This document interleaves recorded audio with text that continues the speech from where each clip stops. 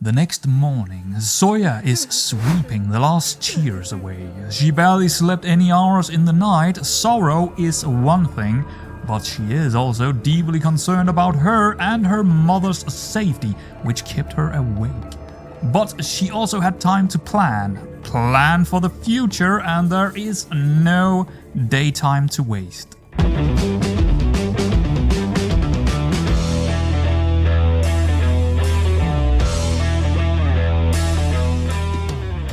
After a few fast bites of last night's stew and some bread from the longhouse tables and a cup of tea at the fire, she rushes to visit her spymaster Biela, a woman who she looked up to while she was young but kind of despises now. Nonetheless, here she is, trying to win her favor and possibly someone to lean on when time comes.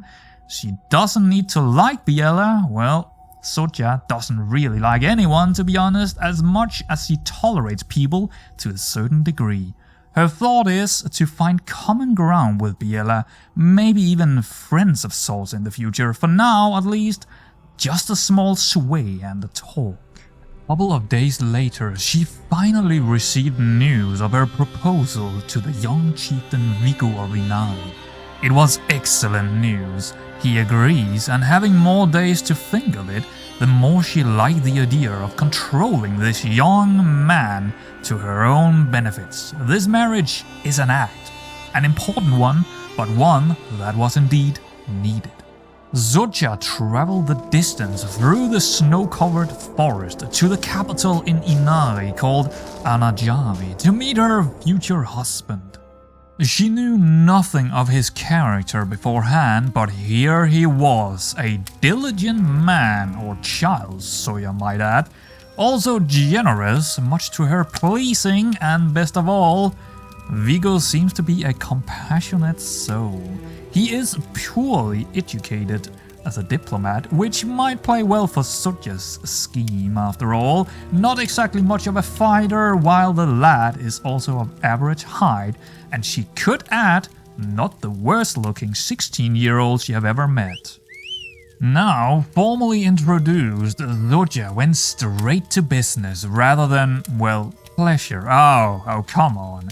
They are not even truly married. Oh, no. She needed to know where they stand as allies and requested military information, which she of course didn't know about. Wedding preparations are out of control. It is official now. Yes, Zoya will be married to Chieftain Viggo of Inari, and the preparations for their wedding have already begun, and it will be happening in Inari as Viggo is the major partner in their marriage. The planning is entirely in his hands. While weddings are primarily considered a family affair, it is only right to reserve space for a guest of honor to join Yutta's side. Who should she invite to share this special moment? Well, she could invite her champion Nayanas, but he actually doesn't like us. Awful, absolutely awful, he absolutely hates us.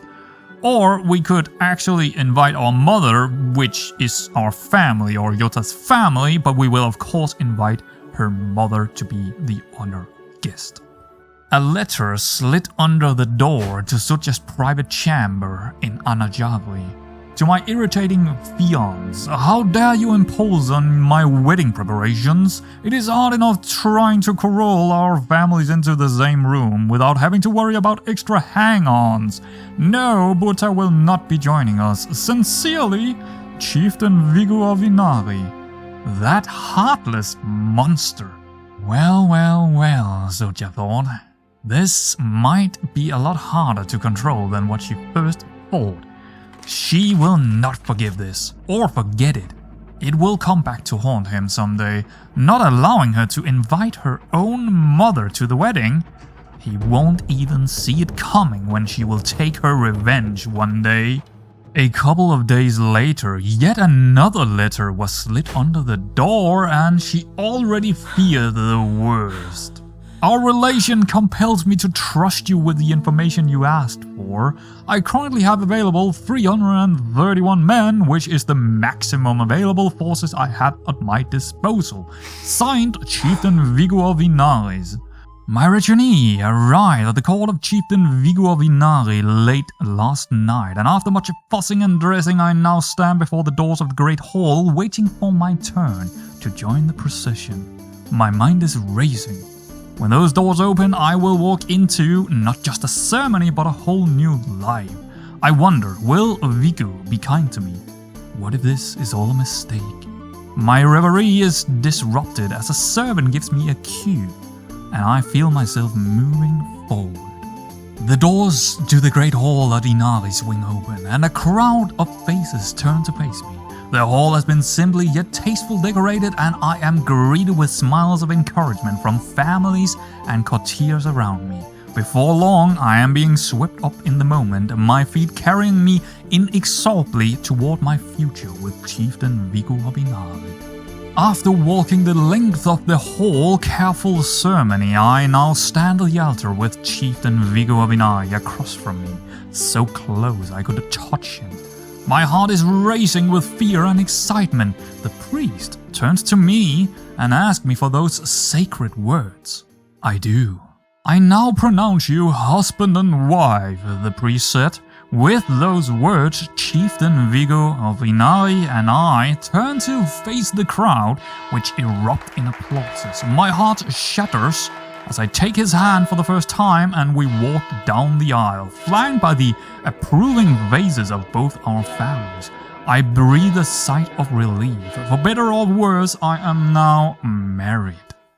And now, to the real reason why people go to weddings, the reception. The mood is raucous as the feast begins. From our seat at the high table, my husband and I can see our two families beginning to mingle. Someone raises a toast to our health and a cheer rises from the room. No doubt it will be the first of many tonight. As one plate of food is replaced by the next, my husband Chieftain Viggo goes on and on about court alliances. And that was how we salvaged that mess. Are you sure I am not boring you, my lady? Oh no, please, do go on. We could all tell Chieftain Viggo had too much to drink, even though he insisted on showing us how sober he was. Simply rising from his seat proved too much for him, and now I am covered in stinking vomit. Ew! Yeah, he ought to be ashamed of himself. Absolutely disgusting. We feasted and danced late into the night, but now the guests are finally headed home. As they file out the hall, my head flutters with anticipation. Soon, Chieftain Viggo and I will be alone for the first time. This will be our first night of many. Well, seduction it is. At least Viggo kind of likes her, so at least that's what it seems. But as we know, this whole ordeal is but all a scheme of Soja's. Yeah, to gain an ally to begin with, and now she just hope that she can gain the control of the events that follows being married to someone who likely sees her, yeah, I think he probably sees himself above her, having their future kids being of his dynasty. Viggo and I laughed and laughed as we made our way from the hall to our room, bantering over a silly joke we came up with over the reception. When we got to the bedroom, however, his smile fell over so slightly. He looks down to the floor and then back up at me, choosing his words very carefully. We are married. I know what that means, he says, but I really only see us as friends. Can we just carry on that way, apart from what we need to do? Wow, that is unexpected for Soya. He might have played her for a fool and had the same plan as herself. She will play along with this and call him a friend rather than a foe. And also having a very, at least somewhat beneficial alliance with him. Only a week after her wedding, she went searching for a suitable concubine to give her an heir. Unfortunately, she knew of no one that she liked, at least, so she sent out an invite to fill a court position. Of course, that was to hide her real plans of seducing one of the men taking the invite. Though maybe also to fill a court position, but that would only be a bonus. Only few came to seek work in her court, and only one she saw fit, a man called Aggie Kemelo of the House Kemelo, a calm, sadistic, greedy man with poor education skills and more than likely to travel a bit. Worst of all, he thinks himself possessed. Thankfully, he is a half-decent knight. She had hoped for better, but yeah, time was of the essence, as she knew people expected her and Vigo to have children, and the oldest would inherit her title if she happened to get pregnant. Ah, damnation. A child is already growing in Yolanda's womb. Her husband Vigo will be proud, as it is surely his. She has to hurry now and make Aggie her concubine and seduce him. That way she could claim that the child is his and thereby of her dynasty, even if it truly is Vigo's child. No one would know. Kárásjohka might well be a tribal holding, but it does have a few ethics, or holding laws essentially, that Suja is planning to change. The first one is taxes, which she will lower to accommodate more freedom to let the people spend their own money and make them happy. Next is guards in the holdings, which she will invest in, demanding more of the young men to recruit into men-at-arms, levies, and also just increasing the public order of the county. Catchworks will be upgraded to bedworks to give the rural areas some needed help to bring us the food and steadily development of the county. Moderated service requirements, she considered it, but yeah, too many changes with recruitment for armies is not well seen in the Sámi culture, so no matter how much she wished to have them, she decided to only get the guards. Canals, well, it will be upgraded to basic new sewers in the cities, providing better sanitation for the population. Last but not least, cobblestone roads will be upgraded to tar roads in the cities too, which will boost the local and global market, bringing more exotic trades and help sell out some of the products further away that we produce, while also providing a very good boost to the development. In the end, Suja is very satisfied with these new edicts, and she hopes everyone else also will enjoy them. To accommodate no one talking in the shadows about her stunt with inviting people to the court only to seduce them, Suja is summoning Aggie to the council meeting to appoint him the new master blacksmith in Kárásjohka, boosting the prestige and knights. Though he only might be average at the job, he sort of suits the job description. But she was not done quite yet with the meeting, as she summoned a new man in, a small man named Elvin, who is a mastermind philosopher and perfect in the role as a court scribe, to help with the dreadful paperwork for Suja while boosting the prestige of hers quite significantly. One man is stepping out, another man is coming in, which is Archimelier, another mastermind philosopher and also a forgiving man who suits the role of the temple assistant, helping the priest and people of Kárásjohka with their faith. Nakul, a compassionate and patient man, perfect in the role to tutor our young people. Oh yes, it is very important to educate our children. Suja also made room for a position to her mother Buta as a designated regent for her future children if she were to die.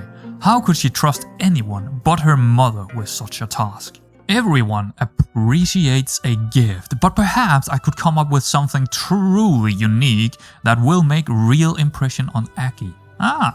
Yes, we are trying to seduce him. What about a wood carving of a castle? He seems to be, at least now he's our master smith, or blacksmith that is. Maybe he would appreciate architecture.